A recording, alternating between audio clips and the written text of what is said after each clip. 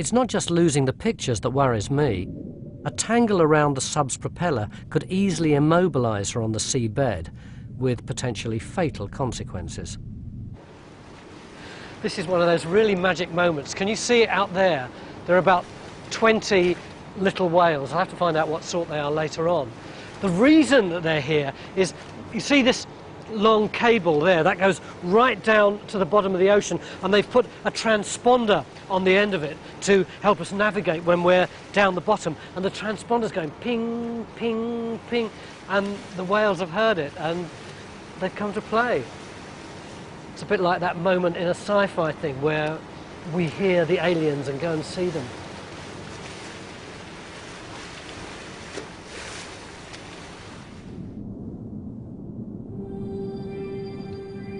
After a dark 2.5-hour descent, Jim in his Mir finally hits bottom.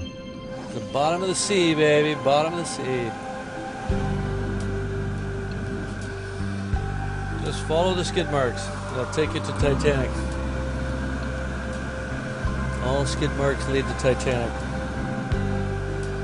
It's Titanic, dude. Check it out, huh? You see it? There's Titanic right there, guys. Pretty cool, huh?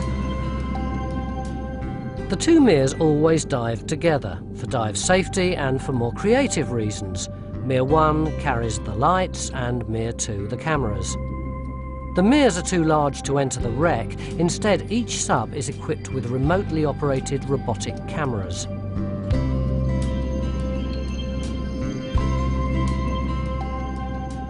These butts, all individually named by Jim, are controlled from the Mir and are small enough to go through portholes and navigate the ship's collapsed interior. Now, just so you don't think I'm sitting here playing Halo 2 at the bottom of the ocean, I'm actually flying a remotely operated vehicle whose name is Gilligan. He's the green sort of toaster on steroids. The bots cost thousands of dollars and are each capable of working at depths of up to 20,000 feet and pressures of 6,000 pounds per square inch. If nothing goes wrong, they'll be able to penetrate and explore up to 1,500 feet inside the wreck.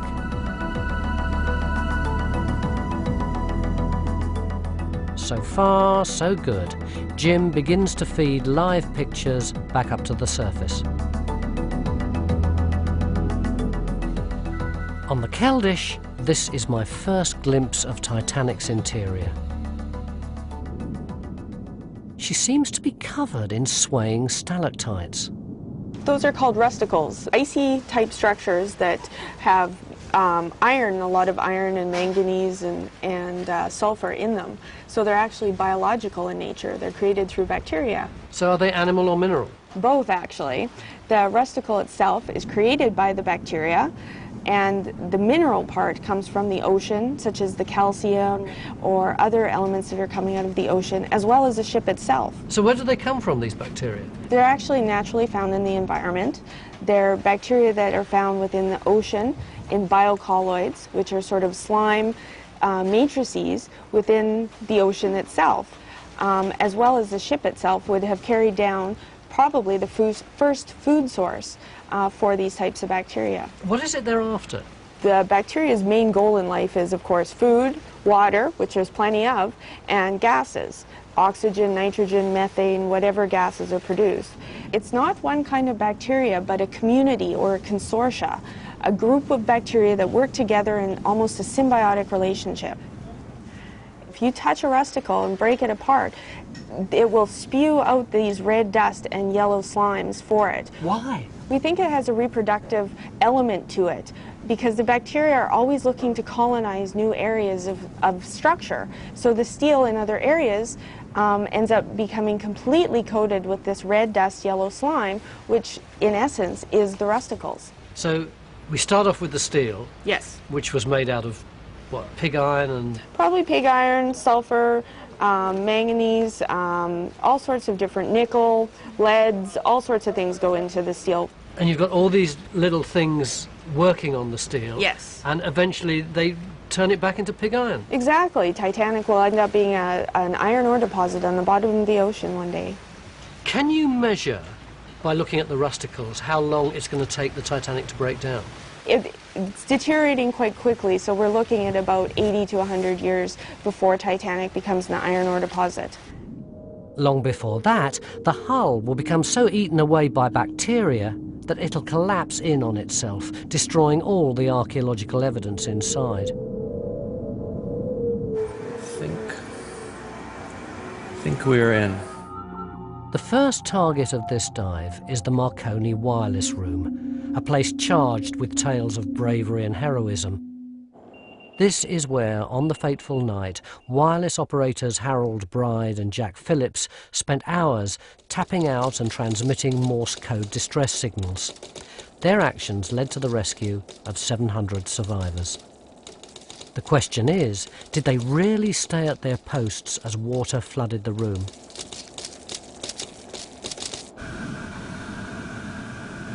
Part of what made the story so powerful was the rescue. The people who were saved, the 703 who were saved because of this machine. You know, we're in a wireless age right now. Everybody's, you know, it's wireless everything. But this was the first wireless device. The turn of the last century, it was a wireless age as well, and people were enamored of this technology. Oh, there's some writing vaults. Look at that. And look at these regulators. This is, you can see the left one is cranked all the way over. They were really trying to get the spark up as much as they could as the ship was dying. This is right where Jonathan Phillips switched off the set. The large breaker switch is frozen forever in the off position.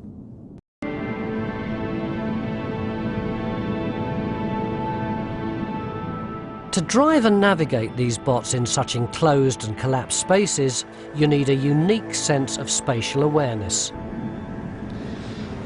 Operating one of these robot cameras may seem dead easy, just like playing a computer game, but imagine when it's 12,000 feet down and you're looking for some way to get into the ship, and eventually you come across a doorway or just a rusty old hole in the hold, and you're looking upwards and tilting the camera back down again, trying to avoid all the rusticles and the bits of debris dangling from the ceiling, and you're looking for somewhere to go. Maybe you want to go down to the next floor, or there's a corridor down here and you're not sure whether that's the one that you want to explore. And all the time you're trying to avoid snagging your tether, and there's metal twisted in your way, and virtually all the wood except the teak has completely disappeared.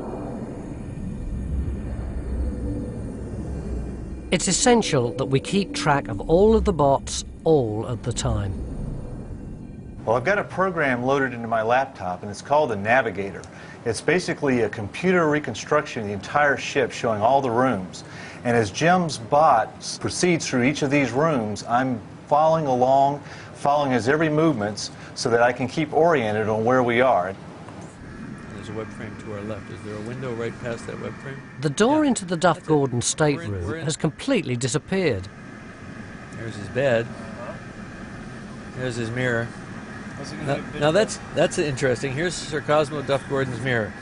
He had to look in a mirror for the rest of his life and know that he could have taken another 30 people in his boat, easy. But you know, it's hard. It's easy to condemn people from a distance. But you know, maybe he loved his wife and he was afraid that she would die if he did something like that. You know, the protective instinct is strong too. So, was he a coward? Maybe not. The official disaster inquiry concluded that their actions were within the bounds of civilized behavior.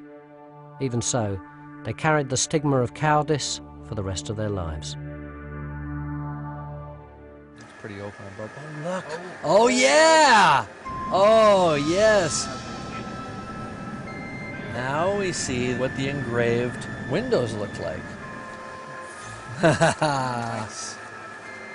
You never know when Titanic's going to surprise you. And this is Lucille's room. This is definitely Lucille's room. The centerpiece of the window is a medieval sailing ship surrounded by Celtic knotwork and mythical beasts. Yeah, a little nautical, Celtic nautical motif. This discovery is important. It's the first time anyone has ever seen the design. Nowhere in Titanic's plans was this pattern ever recorded. Purely by chance, this is the only decorated window known to have survived the sinking.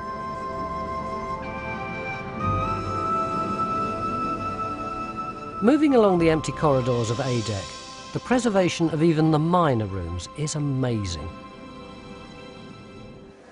So this is a lavatory on our left here.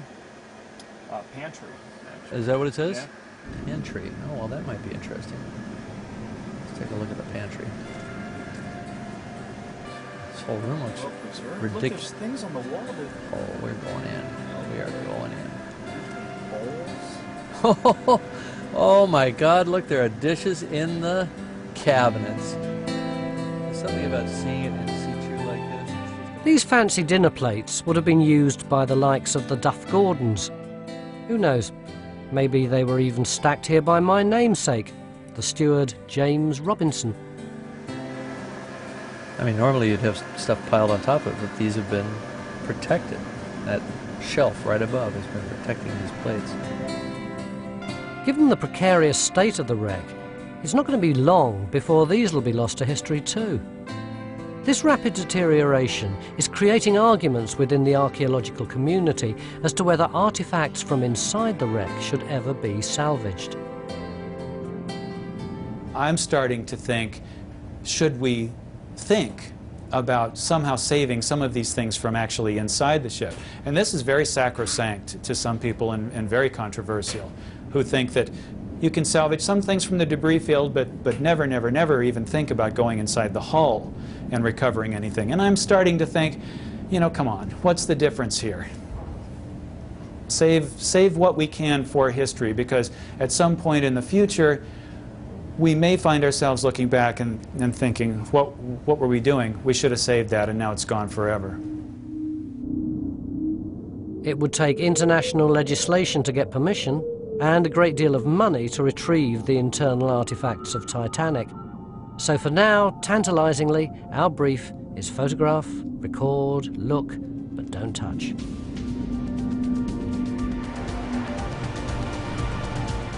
After 12 hours underwater, Jim finally returns to the surface. But with only 4 days before my dive, there's trouble brewing. We've just received a hurricane warning.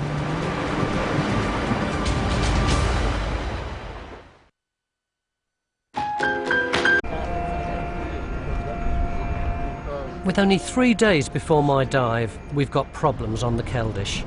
The fibre optic video link that worked so well on the previous dive is broken. Multiple hoggles. Somewhere along the fiber optic line, we fouled the connection. We're not sure exactly what happened. It kinked, broke, something along those lines. We have to identify what the problem is now. So it's essentially just a communications problem? It's just a communications problem, yeah. But everything was fine. We had audio link, we had video link. And you weren't leaking? Topside. We weren't leaking. And it was all looking good.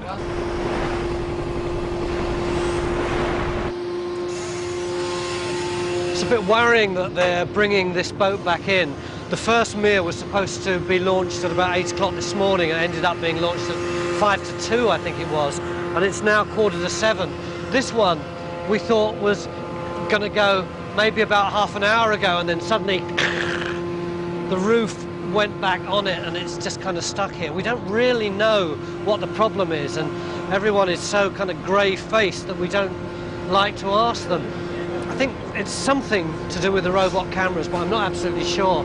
Although in a funny kind of way, the fact that they're taking so much time and trouble about getting everything set up doesn't make me feel more unnerved about the fact that I'm going to go down. It makes me feel more safe, because I feel if they're going to take that much care about just getting the cameras right, then they're going to take an equal amount of care about me.